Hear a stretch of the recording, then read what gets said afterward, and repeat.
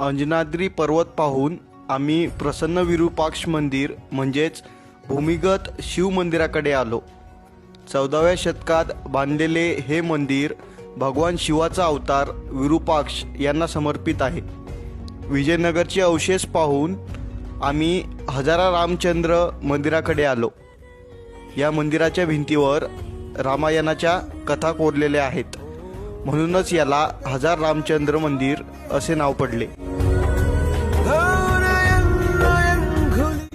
या मंदिरापुढे चालून गेल्यावर आपल्याला महानवमी दिवा पाहायला मिळतो। इथून राजा संपूर्ण नगरीवर लक्ष ठेवू शकत होता। पुढे राण्यांसाठी काही महले बनवलेले आहेत, त्यातील हे सर्वात प्रसिद्ध असलेलं लोटस महल आहे।